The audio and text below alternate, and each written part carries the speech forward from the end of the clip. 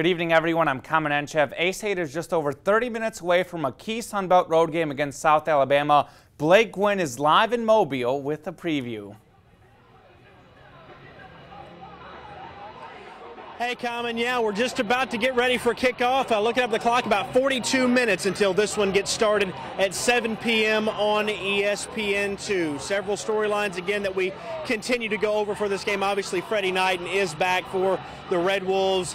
He should be really 100% healthy. From what I've heard just talking to people down here on the sidelines, he was ready to go last week. They sat him out as a precaution against Idaho. They thought they could get through that game without him. They did. So he should be 100% ready to go tonight. Also, Robert Mondi expected to be on the field for the Red Wolves tonight, a guy who really we might not thought we might see for 5 or 6 weeks. So those are two big players that the Red Wolves do have back here tonight. Of course, this game is televised on ESPN2, a big-time conference game as Arkansas State looks to stay undefeated in conference play. We'll have you covered with coverage after the game, of course, on Region 8 Sports at 10. That is if the game is over. We'll have you covered here from Mobile. But for now, live from Ladd Peoples Stadium in Mobile, Blake Gwynn, Region 8 Sports.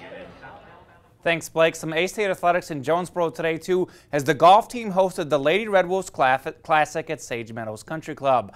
Araceli Jimenez Rios and A-State tied for first heading into today's final round. On 14th, Rios with a beautiful chip shot, and it just hits off the cup, but Rios will tap in for par. On 16th now, Rios has a long putt here, and this one is just good. Look at that. She sinks the birdie. She would keep on rolling on 17th, another birdie putt. Rios shoots an even round score of 216 to win the individual title for 3 rounds. A-State also takes home the team title by 10 strokes over second place William Woods. And the Lady Red Wolves basketball team received several preseason honors. College Sports Madness named the back-to-back Sunbelt Player of the Year, Drea Gamble, as the preseason mid-major Player of the Year. Brian Boyer was named the Sunbelt preseason Coach of the Year, and Khadijah Brown-Haywood was named to the All-Sunbelt second team. On the baseball, the Cardinals trail the Cubs 2-1 and must win today or they're out of the playoffs. Tony Cruz got the start at catcher, no Yadier Molina. Steven Piscotty hit a 2-run homer in the first, but the Cubs responded with 4 runs. The Cards tied it in the top of the 6th, but the Cubs have hit 2 more homers since and lead it 6-4 in the 7th at last check. We'll have highlights at 10. And in preps, a tight vote as Blake Gwynn has a look at our Week 6 Sweetest Play of the Week nominees.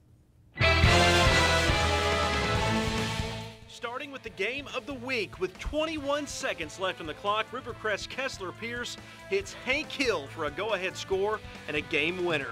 The Colts defeated Hoxie in a 3-3A shootout at the Cotton Patch. To our FFN showcase, Cedar Ridge's Keegan Harrison with the come-from-behind score for the T-Wolves. Cedar Ridge defeated Piggott in overtime and improved to 5-1 on the year.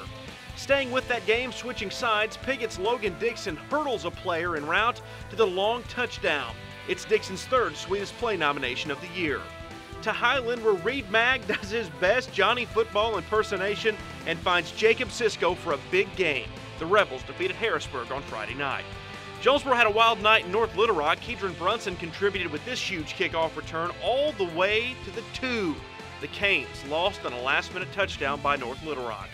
And last but not least, a crazy run from Carlos Blackman stays on his feet and somehow finds a way into the end zone.